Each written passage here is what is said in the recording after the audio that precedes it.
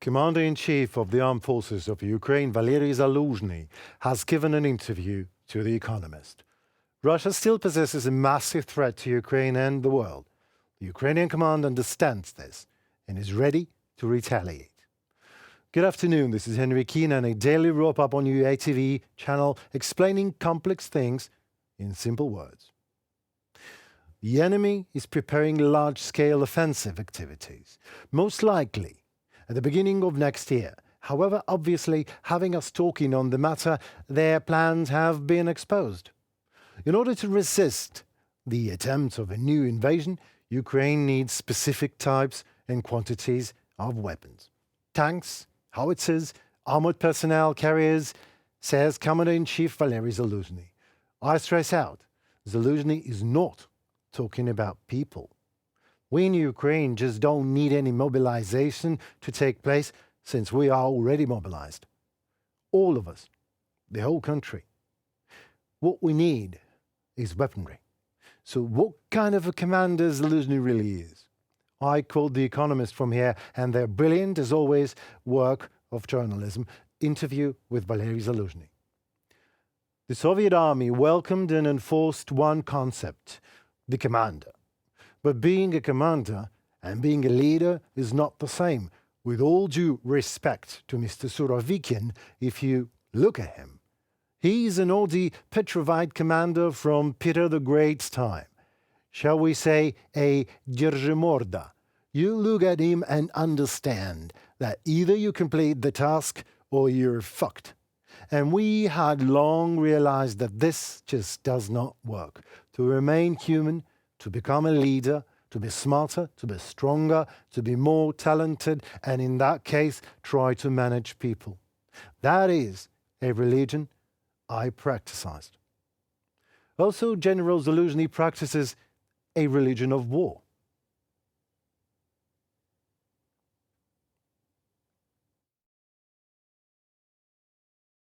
Россиян и будь каких других врагов нужно убивать. Только убивать. И не бояться, самое главное, этого дела. I'm sorry, but what's with the face? Were you thinking wars are won by talking sense to invaders, came to murder you, your family, overtake your turf and destroy your way of life? Were you really thinking we in Ukraine are going to ask Russians to leave our zone of comfort? Black body bags are the only zone of comfort available for the invaders here. We are at war. It is no sandbox. According to General Zaluzhny, this is a timing game now. Ukraine must receive enough weapons from its partners to fight back before Russia is ready for a new large-scale attack. All those so-called peace initiatives of Moscow are just a smokescreen, and nothing more than an attempt to buy time to prepare a new offensive. All the mediators, in turn, attempts to force Ukraine to engage in negotiations with Russia are working against us. All these mediators wanting to stop the war at any cost should come over to Ukraine for just one day. Today, for example, would be a great day, an excellent day to understand that this war can't be stopped, paused, or halted in any other way but one. Today, on December 16th, Russia has fired more than 70 missiles onto Ukraine. 60 of them were shot down. And that, thanks to General Zaluzhny and the religion he practices. Thank you, sir. Glory to Ukraine. There are accusations on the shelling of Donetsk civilian infrastructure. But who's accusing Ukraine? As per Sigmund Freud, what a criminal does himself illegally, in the first place, he accuses others in. This is how you actually can predict those Russians. Russia accuses Ukraine in illegal ways of war. That means it shells infrastructure and civilians itself. Russia says it liberates Ukraine. It means it is conducting a genocide. Russia says it's not Ukrainian grain that it has been selling. Well, if they say so, then sure it is Ukrainian grain. Russia says Ukrainians are Nazis. Well, you get the point. Ukraine delivers high-precision strikes solely on enemy's military targets.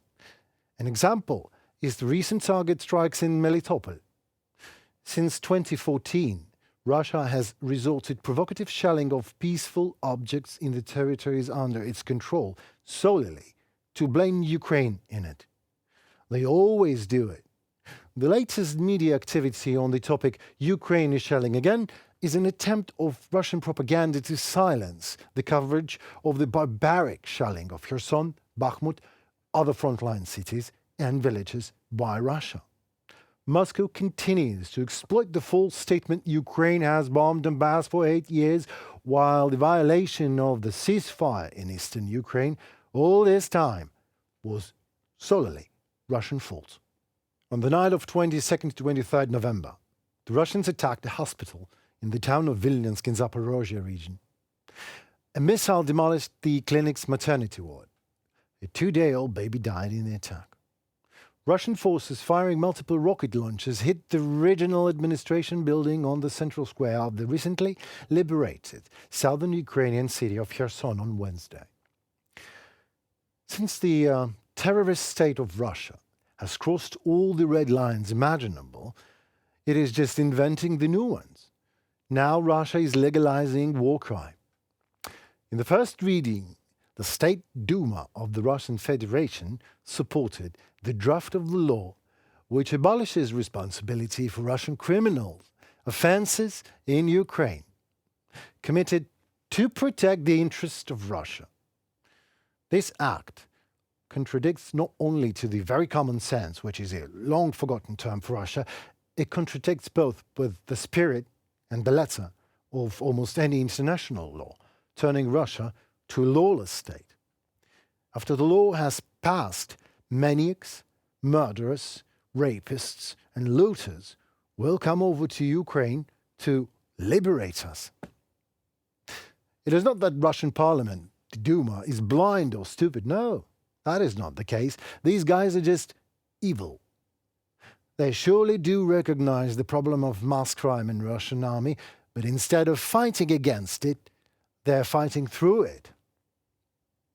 We need justice, because all this hell which we now face in Ukraine is a result of total impunity which Russia enjoyed for decades. It's become a part of culture. Russians believe they can do whatever they wanted. We must break this circle of impunity which Russians enjoyed for decades in Chechnya, in Moldova, in Georgia, in Mali, in Syria, in Libya, in other countries of the world. We must establish an international tribunal and hold Putin, Lukashenko, and other war criminals accountable. Russians are literally intended to use crime as a handy mean on the battlefield, like their secret weapon.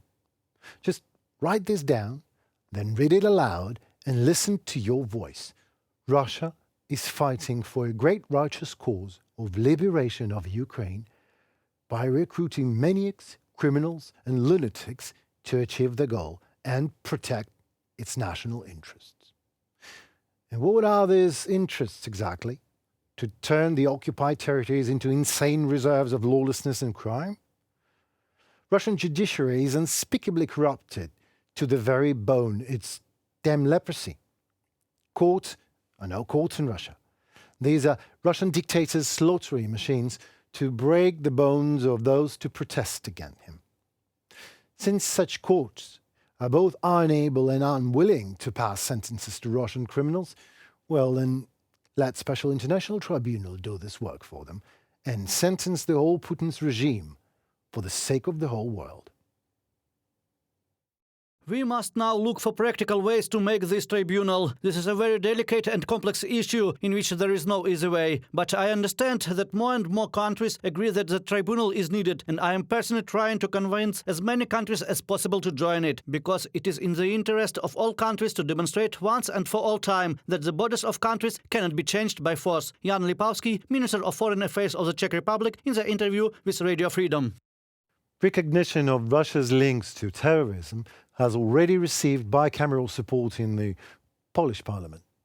Leadership of Ukraine, Lithuania, Latvia, Estonia, the Czech Republic and the Netherlands, the European Parliament, parliamentary assemblies of NATO and the Council of Europe have a similar position. The expansion of the consensus regarding the qualification of Russia as a terrorist state, its policy as terrorists, a ground for further boosting sanctions against the Russian Federation and the investigation of its crimes by national and international judicial authorities. The most practical toolkit for dealing with state sponsors of terrorism has been developed in American legislation, so we are waiting for a corresponding decision in the United States. Vladimir Putin will visit Belarus on Monday, December 19th. This will be the first visit of the dictator to Minsk since the summer of 2019. Before that, only Lukashenko went to the Kremlin. It is not known exactly what caused Putin's decisions, but I have some suspicions. On Tuesday, December 13th, the self-proclaimed president of the Republic of Belarus, Alexander Lukashenko, ordered a sudden check of the combat readiness of his troops. Most likely, the current purpose of military activity on the territory of Belarus is to divert part of the Ukrainian forces and means from the front to the north. Soldiers of the 38th Brest Separate Guard Airborne Assault Brigade, as part of a sudden check of the combat readiness of the armored force, are marching from the mission area to the point of permanent deployment. Official statement of the Ministry of Defense of Belarus. President Lukashenko offered Belarusian territory to Russian forces for the initial staging of the Russian full-scale criminal invasion of Ukraine in February 2022. Minsk also offered critical ground lines of communication to the Russian armed forces in their failed attack on Kiev and their subsequent withdrawal from northern Ukraine. It can be fairly said that Belarus fundamentally supports Russian offensives in Ukraine and provides Russian forces with the land and airspace to attack Ukraine with high-precision weapons. But Lukashenko will not send Belarusian troops over the border into Ukraine, claiming NATO is preparing to attack Belarus. Lukashenko is simply afraid, maybe, to send his troops in the battlefield, and right he is. Their combat capability and loyalty to his regime is highly doubtful, or rather said, undoubtful. The Belarusian army maybe just won't fight for Lukashenko and Putin, even if it's sent on the ground. No matter how serious is Lukashenko, threats from Belarus are taken absolutely seriously by Kiev. The defense forces are ready to meet the enemy. They totally control the military vertical of Belarus, including this local SSO, special forces. In addition, they constantly put political pressure on Lukashenko, proving to him that if Russia loses, he will sit in the dock together with representatives of the Russian political elite. Mikhailo Podolyak, the advisor of the President of Ukraine, in the interview with RBK Ukraine. While Russia continues the military use, or rather said abuse, of Belarus, gaining access to its arsenals, airfields and army depots and barracks, it also gains access and influences its future. The exercises of the Belarusian army take place in the northwest of the country, far from the border with Ukraine. At the same time, Russian units of the mobilized reservists were transferred to Belarus. Lukashenko understands. At some point, he will be responsible. He draws his nation into Putin's war, and the responsibility will be not only international. Domestic legislation of Belarus provides severe punishment for this and considers it a treason, punishable with a death penalty. Despite the fact that Belarus played a key supporting role in Russia's offensive on Kiev on February 24, 2022, the current training of the two armies is unlikely to constitute a force capable of conducting another successful assault on northern Ukraine, British intelligence said. I mean, consider Russia's borders. Its absurd and illegal annexation of 4 regions of Ukraine, Kherson, Donetsk, Luhansk and Zaporizhia, before it could even establish full control over them, makes it a state with illegitimate territories and a fluid frontier? Where would it leave Belarus if it dwells further in the Russian criminal warfare when Russia is defeated? In the same place where all the fascist, dictatorial regimes are left, in the dustbin of history. It was Henry Keenan, a daily wrap-up on UATV channel. Subscribe on our YouTube in case you want complex things to be explained in simple words, directly from Ukraine. Stay safe.